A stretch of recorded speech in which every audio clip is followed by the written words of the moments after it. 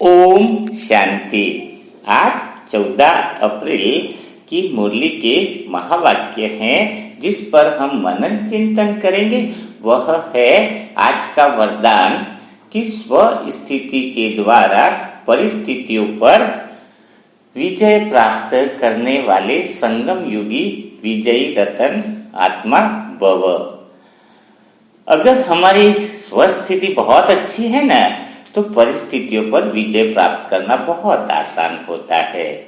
अगर आप आत्माएं आज भी किसी समस्या में हैं, किसी परिस्थितियों वश आपको समझ में नहीं आ रहा है कि क्या करना है क्या नहीं करना है, तो आज की मुरली आपके लिए बहुत ही ज्यादा महत्वपूर्ण होने वाली है। क्योंकि आज की मुरली में बाबा ने सिर्फ वह युक्ति नहीं बताई है कि आपकी आज की समस्या समाधान होगी, बल्कि भविष्य में आप किसी भी समस्या में गिरोगे ही नहीं, फंसोगे ही नहीं। तो आज बिल्कुल ध्यान से, अटेंशन से एक जगह बैठकर एकाग्रचित होकर के मुरली को ध्यान से सुनना है। तो हम बात कर रहे हैं समस्याओं की, है ना। देखा होगा आप भी, इस समय अगर देखा जाए तो सब लोग डायरी में अगर लिखे तो कुछ न कुछ समस्याओं से घिरे हुए ही हैं। तो वो समस्या हमारे जीवन में आए ही नहीं, हम समस्या मुक्त रहें। बाबा कहता है ना, निर्विघ्न रहें। तो यह कैसे संभव है? आप लोग सोच रहे होंगे अंदर से, यह तो संभव ही नहीं है। नहीं, स्वयं भगवान के बोल है ना, तो संभव है। हमें कोई भी समस्याएं परेशान नहीं कर सकती। समस्याओं की भला क्या ताकत जो हमें हिला दे। बस खाली जरूरत यह है कि कुछ बातों पे अटेंशन देना जरूरी है। तो चलो तैयार हो जाओ ताकि आप उन बातों पे अटेंशन दे सको। और आप सारी ब्राह्मण आत्माएं तो इस समय मुरली सुन रही है, मैं अंदर से विश्वास करूंगी मैं आत्मा कि आज के बाद आपके जीवन में कोई भी समस्या आप पर हावी नहीं हो सकती है। तो चलो बिना देरी किए शुरुआत करते हैं कि हमें किन बातों पर ध्यान देना होता है। तो एक्चुअल में जो समस्याएं हमारे पास आती है ना, वो एकदम से बड़े रूप में नहीं आती है। हम थोड़ी सी लापरवाही कर देते हैं जब समस्याएं मन के ऊपरी तल पर आती है। यानी जब समस्या छोटे छोटे रूप में आती है ना, उस समय हमारा अटेंशन नहीं देते हैं, उस पर ध्यान नहीं देते हैं और सोचते हैं कि जाने दो, आलसपन लगाते हैं और उसका निराकरण हम उसी समय नहीं करते हैं। कुल मिलाकर अगर बात की जाए तो हम उस समस्या को टालते हैं, और जब हम टालते हैं ना, तो धीरे धीरे वही आने वाले समय में बड़ी समस्या का रूप लेकर हमें सामने आती है। और जब बड़ी समस्या के रूप में वह आती है ना, जब हम टालते हैं ना, तब क्या होता है पता है? मन में तो ऊपरी तल पर था, तब तक तो हम इसका समाधान करते थे, लेकिन वह समस्या रोज रोज हमें रियलाइज जरूर होती है ये प्रॉब्लम है, लेकिन टालते टालते क्या होता है, वह समस्या हमारे अवचेतन मन में चली जाती है। अवचेतन मन यानी अंदर क्या होता है, सबकॉन्शियस माइंड, यानी बहुत गहराई वाला एरिया जहाँ पे डस्टबिन उसको बोल सकते हैं। बहुत सारी चीजें इकट्ठी हैं वहां पर, और जब हमारे सामने यही समस्या बड़ा रूप लेकर आती है ना, तब हमें उसको समाधान करने के लिए बहुत गहराई से अवचेतन मन की तरफ जाना पड़ता है। तो उस समस्या का तो समाधान नहीं निकलता है, लेकिन और बहुत सारी चीजें और ज्यादा निकल जाती है। तो पहला हमें क्या करना होगा, यह अटेंशन देना होगा आज से कि कोई भी समस्या अगर लग रही है तो वो छोटे रूप में, ऐसा सबको होता है कि आज मेरे साथ ये हो रहा है, ये समस्या है, लेकिन उस पर हम ध्यान नहीं देते हैं। तो आज से पहला अटेंशन देना है कि मुझे उस पर ध्यान देना है। आपने देखा होगा हवाएं जब जलती है ना, तो दीपक जलाते तो क्या होता है, दीपक बुझ जाता है। लेकिन अगर वही आग ज्यादा लगी हो और तब हवाएं चलेंगी तो क्या होगा, वह आग जो है वो और ज्यादा बढ़ जाएगी। तो जब आपकी समस्या छोटी होती है ना, अगर उसी समय अगर आप निपटारा कर दोगे ना, तो फिर वह हवा जो है वो आपको साथ दे रही है। समस्याओं को निपटने में। लेकिन जब आग लग गई, बहुत बड़ी चीज हो गई, समस्या बड़ी हो गई, उस समय निपटना मुश्किल होता है। तो पहला सूत्र आपको ध्यान आया, शांति से बैठकर देखना है, सोचना है। क्या सोचना है कि मेरी आगे क्या समस्याएं हो सकती है। जैसे मैं उदाहरण देता हूं स्वयं का ही। आपको पता है मैं आत्मा अगले 5 से 7 दिन 10 दिन का मुरली मंथन एडवांस में करके रखती हूँ, यानी रिकॉर्डिंग भी एडवांस में करके रखती हूँ। क्यों? क्योंकि मुझे पता है कभी मेडिटेशन में बैठना पड़ता है, कभी दुआओं को देना पड़ता है। तो ये समझदारी है ना, ये समस्या आ सकती है कि जब मुरली मंथन चालू किया है तो अपलोडिंग में लेट हो सकता है, क्योंकि वो तो सारे वीडियो एक साथ तो अपलोड नहीं कर सकते ना, वो टाइमिंग अलग हो सकता है। लेकिन मेरे पास मटेरियल तो तैयार रहता है ना, ताकि आप तक पहुंचा जाए। तो यह होगी एडवांस बुद्धिमत्ता की बात। तो फिर नहीं तो अगर मैं डेली नहीं करूंगा, अचानक कुछ काम आ गया, काम तो कभी भी आ सकता है, ये तो समझदारी वाली बात है। फिर मुरली का मंथन कैसे पहुंचाऊंगा? ठीक है, मतलब समझ गए ना आप मेरे कहने का अर्थ। तो हमें क्या करना है, इस बात पे अटेंशन रखना है। तो आपके जीवन में आज देखना, जो भी बड़ी समस्या आपके पास है ना, वो पहले छोटे रूप में थी, तब आपने उस पर ध्यान नहीं दिया। उस समय ध्यान में दिया होता ना, तो आज आपके सामने बड़ी समस्याएं नहीं आती। चलो कोई बात नहीं, आ गई है तो उसको हम निवारण करने का तरीका भी अंत तक आपको बताएंगे, लेकिन भविष्य में नहीं आए इसके लिए आपको पहले अटेंशन दिलाया है। दूसरी बात क्या करनी है, अगर हमें परिस्थितियां या समस्याओं में नहीं गिरना है तो हमें सबसे महत्वपूर्ण काम करना है कि हमें बिना काम का हर जगह टांग नहीं अड़ाना है। यानी हमें अपने आप को रोकना है। अपने आप को रोकने का अर्थ समझते हो? जब तुम बहुत बिना काम का नहीं बोलोगे, बिना काम के व्यर्थ कामों में नहीं उलझोगे, तो तुम समस्याओं में भी नहीं उलझोगे। जब मैं शुरुआत में बाबा का बच्चा बना तो सब तरफ थोड़ा सा विपरीत परिस्थितियां थी। मैंने बताया मैं भगवान का ही बनूंगा, लेकिन सब लोग चिल्लाने लग रहे थे, वाद विवाद में आ रहे थे। तो मैंने कौन सा फार्मूला अपनाया? मैं शांत हो गया, मैं मौन में चला गया, मैं किसी का जवाब ही नहीं देता था। तो क्या हुआ, लोग मुझे पागल भी बोलने लगे। सोके मैं लोगों के लिए, अगर समस्याओं से मुझे रोकना है तो मैं पागल बन करके भी समस्याओं को रोकूं तो अच्छी बात है मेरे लिए। मैंने जवाब देना बंद कर दिया। तो क्या हुआ, मैं काफी सारी समस्याओं से बच गया। वरना मैं कितनों को जवाब देता, मैं बस साइलेंस में रहा। एक ही बार बता दिया कि मैं तो भगवान का बनाऊं। तो मौसी मासी के लड़के सब बहुत लोग थे जो समझाना था कैरियर के बारे में, तो मैं जवाब देना ही बंद कर दिया। क्योंकि इसलिए कहते हैं कि मैंने कुल मिलाकर अपने आप को रोक लिया। तो उदाहरण के तौर पे मैं क्या कहना चाह रहा हूं, कई सारी जीवन में ऐसी बातें आती हैं, अगर आप वहां पर अपने आप को रोकने की कला आ गई है, अपने आप को साधने की कला आ गई, अपने आप को शांत रखने की कला आ गई, तो जीवन में आप बहुत सारी परिस्थितियों से, बहुत सारी समस्याओं से क्या होगा, मुक्त हो जाओगे।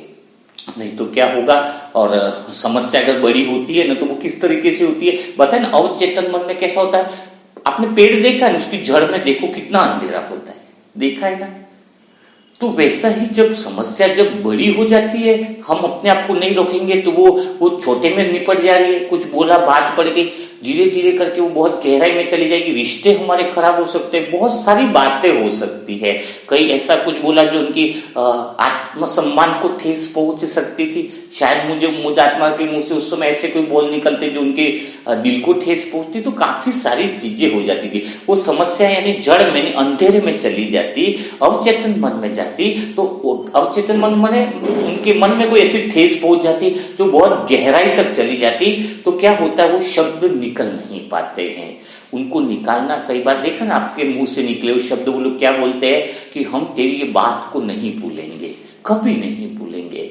तो इसका अर्थ क्या है कि बात को नहीं भूलेंगे, इसका अर्थ क्या है कि वह बहुत गहराई में, अंधेरे में, जड़ की तरह अवचेतन मन में वो बात बैठ जाती है, और वो समय आने पर हमसे कभी भी बदला भी ले सकते हैं, है ना, क्योंकि वो भावना बैठी हुई है।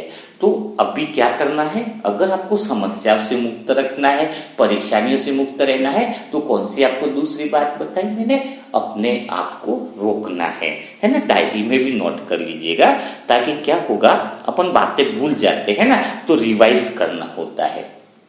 तीसरी बात क्या है कि अगर आपने एक समस्या को खत्म नहीं किया, क्या नहीं किया, तो एक बात पक्की ध्यान रखना, वही एक समस्या आपकी 100 समस्याओं को लेकर के आती है। यानी एक चीज पे अगर आपने अटेंशन नहीं दिया तो क्या होगा, वो एक समस्या नहीं होगी, वह आपके साथ कई सारी समस्याएं एक साथ लेकर के आती है। लेकिन एक बात का ध्यान भी रखना, अगर आपने एक समस्या का तुरंत समाधान कर लिया जो आपको लग रही है कि आपके सामने समस्या है, तो क्या होगा, वह कई सारी समस्याओं को खत्म कर देती है। जैसे उदाहरण के लिए, अगर हम आत्मा है, बाबा का ज्ञान ले रहे हैं, तो काम वासना आ गई, क्या आ गई, काम वासना आ गई, काम वासना पैदा हो गई, विकार पैदा हो गया।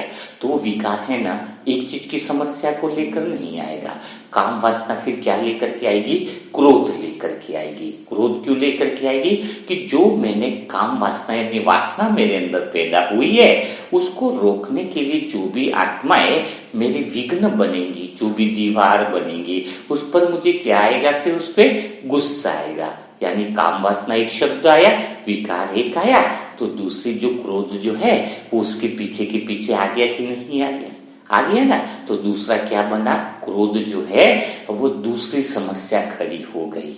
अब क्या होगा, क्रोध आने से क्या होगा, क्रोध आने से व्यक्ति का संतुलन बिगड़ जाता है और क्रोधी व्यक्ति को फिर सारा संसार जो है वह बुरा लगने दिखता है, संसार के सारे लोग उसको दुश्मन दिखने लगते हैं। तो सोचो, फिर सभी रिश्ते उसके सबके साथ खराब होने लगते हैं, क्योंकि उसको तो दुनिया ही खराब लगेगी। तो एक कामना हमने पैदा करी, एक समस्या पैदा करी, एक की वजह से न जाने समस्याओं का कितना जाल आगे बुनता जा रहा है। जब किसी से रिश्ते खराब होते, हमें लगता है ये तो इसकी गलती, लेकिन इसके मूलभूत कारण तो काम वासना थी, उसी से तो क्रोध आया, वही तो विघ्न बना। लेकिन जब उस आत्मा के लिए कभी किसी से झगड़ा नहीं होगा, जिसकी कोई वासना ही नहीं है, काम वासना इच्छा ही नहीं है, तो उसको कोई बाधा कैसे बनेगा। जब उसकी कोई मेरी इच्छा हो संसार में, तो कोई मेरी बाधा भी बने, कोई मेरे काम में रुकावट भी पैदा करे। जब मेरी इच्छा ही नहीं है, किसी तरह की विकारी ऐसी प्रवृत्ति ही नहीं है, मेरे अंदर शुद्ध भावना है, शुद्ध संस्कार है, तो भला मेरे काम में बाधा कोई बनेगा कैसे, है ना। तो हमें इस बात का हमेशा ख्याल रखना है कि एक समस्या ही 100 समस्या को लेकर आती है, लेकिन एक समस्या का अगर आपने समाधान कर लिया तो आपकी 100 समस्याएं खत्म हो जाएगी। आपको अलग अलग चीजों पे काम करने की जरूरत नहीं है कि आप मोह को खत्म करो, आप लोभ को खत्म करो, आप अहंकार को खत्म करो, आप काम वासना को खत्म करो। आप एक को ही खत्म करो, बाकी सब चीजें स्वतः ही खत्म हो जाती है। आपने निर्णय ले लिया कि मुझे विकारी दृष्टि नहीं रखनी है, मुझे पवित्र दृष्टि रखनी है, तो उस एक को ही अगर तुमने साध लिया, एक को ही अगर तुमने अंतर मन में बसा लिया, तो बाकी सारी चीजें भला कैसे आएंगी, बाकी सारी समस्याएं तो स्वतः ही खत्म हो जाएंगी। तो इस बात का बड़ा क्या करना है, आपको अटेंशन करना है। अच्छा चलो फिर और हम आगे बात करते हैं कि क्या होता है उस समय समस्या जब आ जाती है तो सबसे बड़ी गलती क्या करते हैं। ये तो समस्या नहीं आए उसके बारे में आपको थोड़ा बहुत समझाया, लेकिन अगर समस्या आ जाती है उसके बाद भी इंसान क्या गलती करता है, समस्याओं से लड़ता है। क्या करता है, लड़ने से समस्या तो हल हो नहीं सकती है ना। क्रोधी व्यक्ति भी आपने देखा होगा, काम नहीं कर रहा, क्रोध में आ गया, अब उसके सामने क्रोध की समस्या आ गई है, कोई ये बात आ गई, तो अब वो कैसे हल कर रहा है बातों को, समस्या को लड़ना। अभी आपके जीवन में जितनी भी सारी समस्याएं है ना, उसको अगर आप क्या कर रहे हो, उसको लड़ रहे हो, लड़के खत्म करना चाह रहे हो, उसको लड़कर अगर आपने खत्म किया ना, तो आपके जीवन की कभी कोई भी समस्या लड़कर कभी खत्म नहीं हो सकती है। जहां पर आपने समस्याओं से लड़ना चालू किया, इसका अर्थ ही यह बताता है कि आपके अंदर आत्मविश्वास की कमी है। जो समस्याओं से लड़ना पड़ रहा है, यानी आपको संशय है। संशय इस बात का है कि मैं समस्या से विजय प्राप्त करूंगा या न करूंगा। यहीं पर आपका एक अंदर की चीज बाहर आ रही है कि आपकी स्वस्थिति पावरफुल है ही नहीं। जब हमें किसी से लड़ाई करनी पड़ रही है तो संशय पैदा हुआ, और लड़ाई करनी पड़ रही है इसका मतलब हम हार भी सकते हैं। तो आज एक बहुत बड़ा सूत्र आपको दिमाग में बैठाना होगा कि समस्याओं से लड़ना नहीं है, समस्याओं के समय धैर्यता से काम करना है।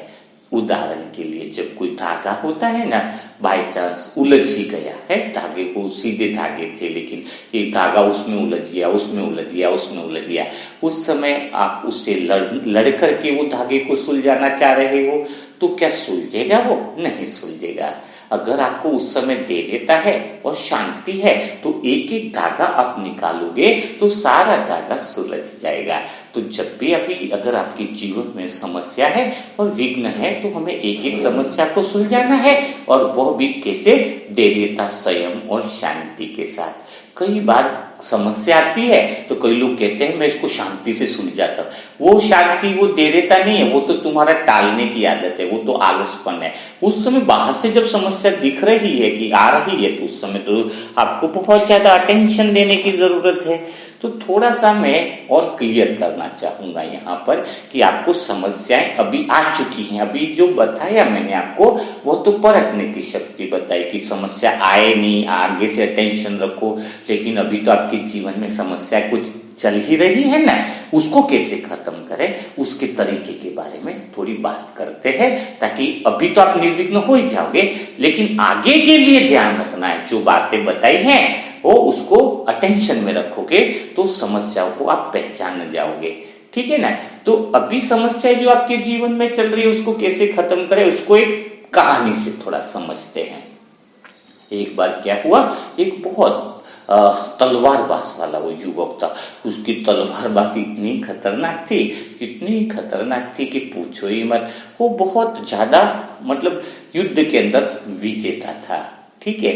अब बहुत सारे युद्ध लड़ करके एक बार क्या हुआ कि जीत प्राप्त करके वो घर पर आया, तो रूम पर आया तो उसने देखा वहां पर कि एक चूहा बिस्तर पर आकर बैठ गया है।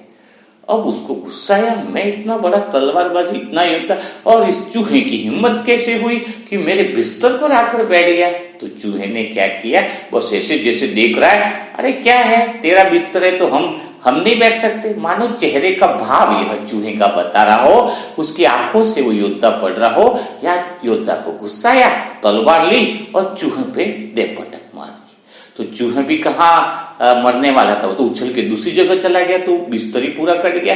फिर लगातार उस तलवारबाजी को वाले को गुस्सा आया कि मैं इतना बड़ा योद्धा और एक चूहा जो मेरे से लड़ाई कर रहा है, दे धनाधन तलवारें चलाता जा रहा, पूरा घर बिखर गया। कई सारे लोग इकट्ठे हो गए। फिर घटना का पता चला तो तलवारबाज ने कहा कि चूहे की हिम्मत, जो मेरे से लड़ाई करे, मेरे से जीत प्राप्त करे, मेरा निशाना चुक जाए। अब सब तरफ जब बात चल गई कि तलवारबाज एक चूहे से हार गया है, इतना बड़ा योद्धा, तो फिर वहां पर क्या हुआ कि ये बात चारों तरफ जब फैल गई तो बिल्लियों को बुलाया गया कि चूहे को तुम पकड़ लो, चूहे को बहुत बुरी हालत कर दो। तो जब बिल्लियों को बुलाया गया तो बिल्लियों के अंदर भी वो खौफ पैदा हो गया था कि एक चूहे ने तलवारबाज को हरा दिया है। तो सब बिल्ली आए तो उनको डर था कि बिल्ली सोचे कि अब हम चूहे को कैसे अटैक करेंगे, कैसे मारना है। लेकिन जैसे ही बिल्लियां आगे बढ़े तो बात उनको याद आ जाए कि चूहे ने तो तलवारबाज को हराया है, तो हमें बहुत ध्यान से लड़ना होगा। जैसे बिल्ली अंदर जाए तो वापस बाहर निकल जाए, जैसे बिल्ली अंदर जाए वापस निकल जाए। तो फिर फैसला इस बात का हुआ कि बिल्लियों के अंदर जो सबसे बड़ी मास्टर बिल्ली थी वह बुलाई गई। तो बोला कि तुम चूहे से डर गए। मैं बिल्ली ने कहा कि चूहे से तुम डर गए, चलो मैं चलती हूँ। वो बात को समझ गई और वो बिल्ली आई, अंदर आई, चूहे को पकड़ा और लेके चली गई। तो जब मैन जो बिल्ली थी उससे पूछा गया कि आपने ऐसा कैसे कर दिया कि चूहे को आसानी से पकड़ लिया, तो बिल्ली ने कहा कि तुम इसको चूहे को इसलिए नहीं पकड़ पा रहे थे क्योंकि तुम उससे लड़ने के लिए गए थे, जबकि यह बात तो स्वाभाविक नॉर्मल थी ना कि हमारा तो स्वभाव है चूहे को पकड़ना और चूहे का स्वभाव है हमारी पकड़ में आना, है ना। तो ये तो नॉर्मल नेचुरल बात है। लेकिन तुम उससे लड़ाई करने चले गए ना, कि जब लड़ेंगे तो इसका अर्थ क्या हुआ, है ना, वो फिर बात ही पूरी अलग हो जाती है। तो ये तो हमारा स्वभाव है ना पकड़ना। तो वैसे ही आपको समस्याओं से लड़ना नहीं है, लड़ने जाओगे तो आप हार जाओगे। जैसे बिल्ली चूहे का पकड़ने का स्वभाव है, लेकिन जब बिल्ली ने चूहे से लड़ने की सोची तो वो अंदर से डर गया, अंदर से उसका आत्मविश्वास डोल गया, कई सारी बातें आ जाती है, भय पैदा हो जाता है।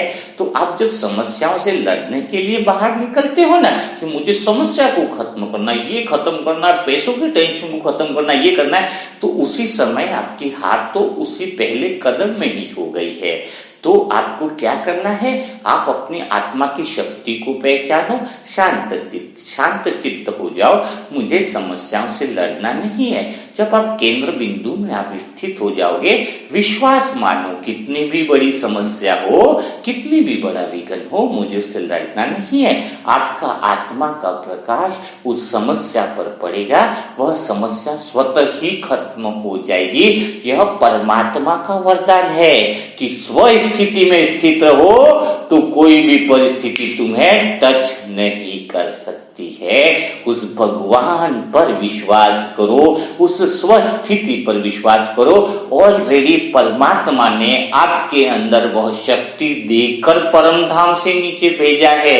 आपका स्वभाव है कि आप समस्याओं को खत्म कर देते हो, लेकिन आप समस्याओं से जब लड़ने का सोचते हो, यानी आप स्वस्थिति से हट जाते हो, आप अपने स्वभाव के विपरीत काम करना चालू कर देते हो। और जब आप अपने स्वभाव से विपरीत काम करना चालू करते हो तो समस्याओं से हार जाते हो। थोड़ी सी गहरी बात है, आपको समझ में आया ना, बिल्कुल गहराई से समझ में आया ना जो कहना चाह रहा हूं। तो क्या करना है, बिल्ली की तरह बिल्ली चूहे को ध्यान रखना है कि बिल्ली अटैक करने का सोची तो घबरा गई और नॉर्मल रूप में गई। चूहा देखा, पकड़ने की थोड़े टाइम कोशिश करी तो 2-4 मिनट 10 मिनट हुआ, वो पकड़ में आ गया। तो वैसे ही आप नॉर्मल रूप में रहो, बिल्कुल साधारण रूप में रहो, मन को उलझाओ मत, शांत रखो। ऑटोमेटिकली थोड़ी समस्या हिलेगी डुलेगी, इधर घूमेगी, घूमने दो, बिल्ली की तरह पकड़ में तो आना ही है, क्योंकि समस्याओं की अंत हमारे हाथ से ही लिखा हुआ है, क्योंकि हम समाधान स्वरूप है। यह हमारा नेचुरल नेचर है, समस्या का उत्पन्न होना और हमारे द्वारा इसका समाधान करना। तो यह बात आपको शायद कितनी आत्माएं जो सुन रही हैं, कितने के हृदय में ये बात बैठी होगी मुझे नहीं पता, लेकिन जिसको भी ये बात समझ में आ गई होगी वह कभी भी समस्याओं में गिर नहीं सकता है। तो आज से समस्याओं को लड़ने नहीं है, समस्या के समाधान की विधि भी आप तक पहुंच गई है। थोड़ा सा और हम आगे इसलिए जाना चाह रहे हैं इस बात के, ताकि आप समस्याओं को पहले से पहचानना सीख लो। वो पहचानोगे कैसे कि आने वाले समय में समस्या कौन सी आपके जीवन में आने वाली है। यानी आज आपको भविष्यवक्ता बना रहे हैं, आज आपको ज्योतिष शास्त्री बना रहे हैं, ठीक है, तैयार हो आप, क्योंकि मैं आत्मा भी यही करती हूँ। आप आश्चर्य मानोगे, आप आत्मा में वह शक्ति है कि आपके अंदर कौन सी समस्या भविष्य में आने वाली है उसका आभास आपको हो सकता है। कैसे हो सकता है, उस बात को समझना है। कोई भी समस्या कर्म में आती है, कर्म से पहले विचार में आती है। इवन चलो क्रोध का ही उदाहरण दे देते हैं, बाहर की समस्या तो और अलग ले ही सकते, तो क्रोध भी कर्म में आया, कर्म से पहले विचारों में आएगा, ठीक है। अब विचार का निर्माण कहाँ से होता है, विचारों की प्रक्रिया कहाँ से चालू होती है। विचार की प्रक्रिया चालू होती है, पहले अंदर वह भाव पैदा होता है। क्या पैदा होता है, भाव पैदा होता है। तो भाव और विचार जो है वो लोगों को नहीं दिखता है, लोगों को तो सीधा गुस्सा दिखता है, लेकिन जो वो भाव पैदा होता है ना, वो क्या होता है कि जैसे गुस्सा है तो गुस्सा आने का विचार जो है उसके पहले ही सुबह से हमें पता चल जाता है, चाहे वो काम विकार का हो, चाहे कोई भी। आप रियलाइजेशन करना, बहुत ध्यान से स्वयं को देखना। क्या देखना, पहले से ही अंदाजा लग जाएगा कि आज शाम को मुझे क्रोध आने वाला, वो भाव अंदर से निकलने का फीलिंग, भाव यानी क्या, वो फीलिंग समझो आप, वो फीलिंग से पता चल जाता है। बहुत शांत चित्त हो करके जब हम अपने भावों को देखते हैं, अपने विचारों को देखते हैं, तो पता चल जाता है कि भाव उत्पन्न हो रहा है। अगर उस भाव पे ही अगर हम थोड़ा सा काम कर ले तो पता चलेगा कि हमें जो क्रोध आने वाला है या शाम को लड़ाई होने वाली, जो कुछ होने वाला है, वो भाव क्या होगा, हमारा खत्म हो जाएगा। हम उसको खत्म कर देंगे तो वो विचार भी नहीं नहीं बनेगा, और विचार नहीं बनेगा तो समस्या में नहीं पड़ोगे। यानी इतना, अगर आपके शरीर में कोई बीमारी भी होने वाली है ना, 3 महीने बाद जो बीमारी होने वाली है उसका पता अभी पता चल सकता है कि आपकी चुंबकीय तरंगे कितना काम करे, आपकी लाइट का जो सूक्ष्म शरीर है वो कहाँ से डैमेज दिखा रहा है, हाथ में डैमेज दिखा रहा है, हार्ट में डैमेज दिखा रहा है, उसका भी अंदाजा अभी इसी समय से पता चल सकता है। लेकिन आप जैसे मूवी देखने जाते हो तो 3 घंटे के मूवी में हर एक सीन आपको याद रहता है, हर एक सीन पे आपकी नजर होती है। वैसे ही अगर आप आत्मा थोड़ी देर साक्षी हो करके अपने विचार में से एक भी विचार छूटे नहीं, कि विचार में से छूट गया नहीं, बिल्कुल ध्यान से आधा घंटा भी अगर आपने इस दृष्टि, कई लोग साक्षी भाव में क्या करते हैं, हाँ भाई मैं देख रही हूँ अपने विचारों को, पता है कौन सा विचार देखा पता ही नहीं। अगर पिक्चर देखने गए तो पिक्चर में क्या क्या हुआ पता होना चाहिए ना। अगर आपने अपने विचारों को देखा है तो आपको पता होना चाहिए कि कौन कौन से विचारों को आपने देखा है। आप पहले 10 मिनट का अभ्यास करके देखो कि मुझे 10 मिनट में सारे विचारों को देखना है, मेरे अंदर उत्पन्न होने वाले सारे भावों को मुझे देखना है। जब इस तरीके से जब आप काम करोगे तो क्या होगा, तो बहुत अच्छे से आपके पास रिजल्ट आएंगे। कैसे रिजल्ट आएंगे, अंदर से जब भाव देखोगे तो स्वस्थिति का विश्वास पैदा होगा। आपको पता है विश्वास का चमत्कार क्या होता है, जब आपके अंदर से कोई विश्वास की तरंगे उत्पन्न होती है ना, आप जो दुआएं करते हो वो विश्वास है। अगर आपका विश्वास है कि कोई आत्मा ठीक हो रही है, आपके अंदर परमात्मा को प्रेयर किया, दुआएं की, कुदरत को बताया, तो कुदरत तथास्तु कहता है कि बिल्कुल ठीक हो जाएगा। क्या आपने कह दिया कि दुआ से कह दिया अंदर से कि वो ठीक होने वाला है, या यह काम इसके अंदर सक्सेस होने वाला है, तो आपने क्या किया, विश्वास। लेकिन लोग क्या करते हैं, आपकी जैसे धन की समस्या है, आपने अंदर से विश्वास का भाव पैदा किया कि धन की समस्या खत्म होने वाली है, लेकिन फिर भगवान कहता है तथास्तु, आपके बैकग्राउंड में म्यूजिक बजता रहता है, तथास्तु होने वाला ही है। लेकिन आप 1 घंटे बाद क्या करते हो, क्या पता धन की समस्या खत्म होगी कि नहीं होगी, 25 लाख रुपया देना आएगा कि नहीं आएगा, तो फिर वो बैकग्राउंड में म्यूजिक कौन सा बजा, तथास्तु, क्या पता व्यवस्था होगी, हाँ आपने जैसा बोला वैसा ही होने वाला, क्या पता व्यवस्था होगी कि नहीं। तो आप जो एक फेथ जो होता है, एक विश्वास जो होता है, उस पर टिके हुए नहीं रहते। तो एक बार विश्वास की बात कर ली, एक बार आपके अंदर से विश्वास की तरंगे पैदा कर ली, तो ये समझ लेना दुनिया का सबसे बड़ा अजूबा, सबसे बड़ा चमत्कार जिसको कहते हैं वो होता है एक पर टिके रहना। अंदर से भाव को देखो, मेरी सारी समस्याएं खत्म होने वाली है। वह विश्वास की तरंगे 21 दिन तक निकले, लेकिन बीच में संशय की तरंगे ना निकले, संशय की तरंगे ना निकले, होगा नहीं होगा, तो फिर कुदरत में बैकग्राउंड म्यूजिक में तथास्तु, होगा नहीं होगा, आप जैसा बोल रहे हो वैसा कुदरत आपको दिखाने वाली है। तो स्वस्थिति में टिक जाओ, अपने भावों को देखो और रेगुलर आप जैसा जीवन चाहते हो, अगर आपके अंदर क्रोध का भाव उत्पन्न हो रहा है तो आप अंदर से एक विश्वास की तरंग पैदा करो कि मैं संपूर्ण शांत चित्त आत्मा हूं। रास्ते में जा रहे हो, एक्सीडेंट दिख रहे हो तो क्या कह जाए, एक्सीडेंट दिख रहा है तो क्या बोलना है आपको, क्या बोलना है कि मुझे आने वाले समय में बहुत अच्छे दृश्य दिखने वाले हैं, जहां पर सब लोग बहुत अच्छे से चलने वाले हैं। तो दुनिया में 100 एक्सीडेंट हो रहे होंगे, एक अच्छी घटना हो रही होगी, तो वो एक अच्छी घटना ही तुम्हारे सामने आएगी। अगर तुम एक्सीडेंट की बातें करते रह रहे हो तो तुम्हारे सामने फिर वो एक्सीडेंट ही आएंगे। आपने बोला बहुत एक्सीडेंट हो रहे हैं, पीछे से बैकग्राउंड म्यूजिक बजा, हाँ बिल्कुल हो रहे हैं। अब आप उसी रोडों पे जाओगे जहां पे एक्सीडेंट हो रहे हैं, क्योंकि आप विश्वास की तरंगों में आप दुआएं क्या कर रहे हो, प्रेयर क्या कर रहे हो, भगवान से संकल्प क्या कर रहे हो। तो आपको सुबह उठ करके देखना होगा कि मुझे कैसा जीवन चाहिए, वही विश्वास की तरंग सुबह से ही करना है। जैसे मैं अपने दिल की बात बताऊं तो मेरे विश्वास की तरंग अर्ली इन द मॉर्निंग यही चलती है। अमृतवेला ग्रुप में हम जिनको योग कराते हैं मेडिटेशन की, हमारा पूरा दिन बहुत अच्छा निकलने वाला है, रास्ते में कोई समस्याएं नहीं होंगी, पूरे दिन हम जो काम करने वाले हैं वह निर्विघ्न होने वाला है। पूरे दिन में जितनी भी समस्या आएंगी वो हमारे आगे घुटने टेकने वाली है, वो हाथ जोड़ करके हमें नमन करने वाली है कि आप आओ, हम आपके लिए रास्ता क्लियर करते हैं। पूरा दिन हमारे अंदर संकल्प चलता है कि जो भी आत्माएं हमसे मिलेंगी वो कुछ न कुछ परमात्मा प्राप्ति का अनुभव करेंगी। हमसे जो भी आत्माएं मिलेंगी वह प्यार से बात करेगी, वह स्नेह से बात करेगी, वह आनंद से बातें करेंगी। यह विश्वास की अंतर्मन से जो तरंगे होती हैं वह सुबह ही हम निकाल लेते हैं, कर लेते हैं। तो वो क्या होगा, उससे हमारा पूरा दिन भी बहुत अच्छा और निर्विघ्न जाता है। और उस विश्वास की तरंग पर आपको निश्चय बुद्धि भी रखनी होगी, है ना। थोड़ी बहुत में भी हलचल में नहीं आना है, आप बोलते यह करके देखो।